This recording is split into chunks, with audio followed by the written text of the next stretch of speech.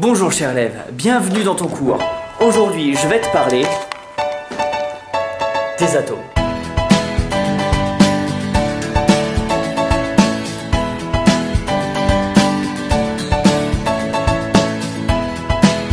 Nous passons donc en chimie pour ce premier chapitre qui va parler de la constitution de la matière. Avant de parler de toutes les espèces chimiques que l'on pourra avoir, commençons tout d'abord par faire une description de l'atome.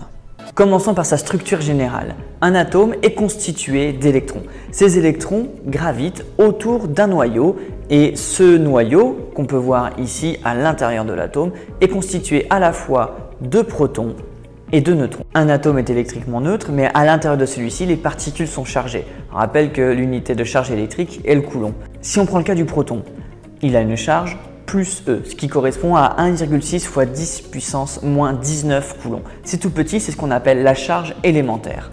Sa masse, elle, est de l'ordre de 10 puissance moins 27 kg. Les neutrons, eux, comme leur nom l'indique, ils sont neutres, ça veut dire que leur charge électrique est nulle. Par contre, leur masse est équivalente à celle d'un proton à quelque chose près, de l'ordre de 10 puissance moins 27 kg. Et les électrons dans tout ça?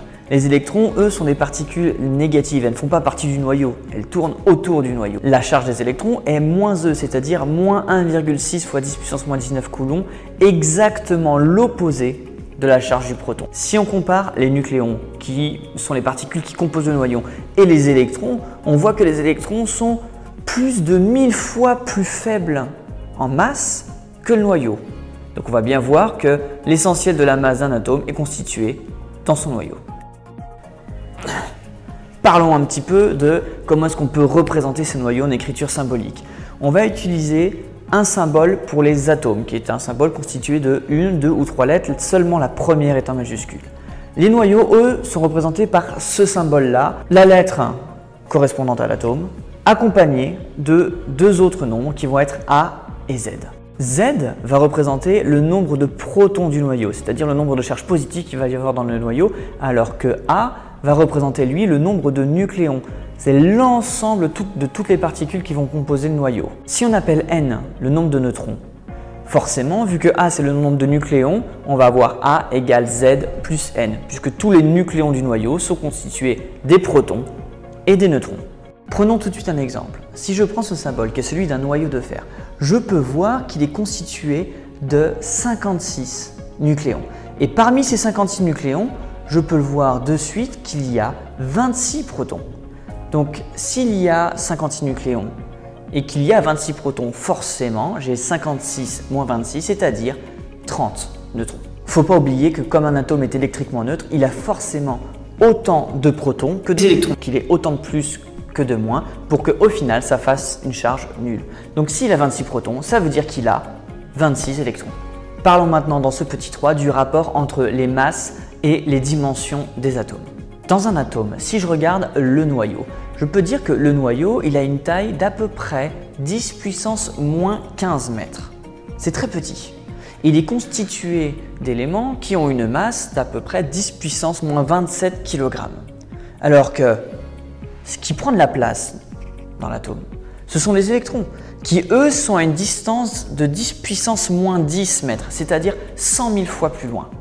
Et les électrons qui occupent toute cette place, eux, ont une masse d'à peu près 10 moins 31 kg. Ils sont plus de 1000 fois plus légers que ce qui compose le noyau. Et au milieu, il y a quoi? Ici, du vide.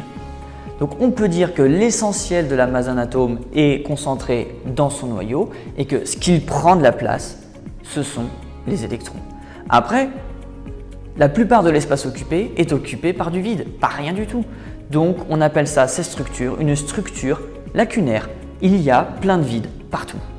Mais ce qu'il faut bien se rendre compte, c'est que les noyaux sont comme ceci, les atomes sont comme ceci, donc les molécules, les cellules, les êtres humains, les planètes, les galaxies, bref, tout ce qui nous compose et tout ce qui compose l'univers a une structure lacunaire.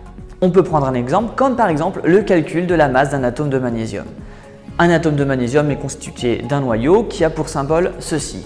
Donc ça me renseigne tout de suite sur le nombre de nucléons qui le composent. Pour le calcul, on va négliger la masse des électrons qui est tellement petite que finalement sur le résultat, elle n'aura pas beaucoup d'influence si on prend en compte les chiffres significatifs.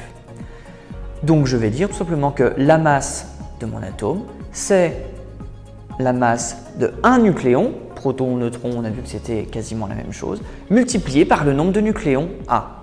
On obtient le résultat suivant, ce qui est vraiment très léger. Mais ça nous renseigne sur quelque chose d'important, c'est que A, ce fameux nombre de nucléons, il porte aussi un autre nom, c'est le nombre de masse. Pourquoi? Parce que c'est lui qui nous indique quel est le nombre de nucléons qui apportent de la masse à l'atome.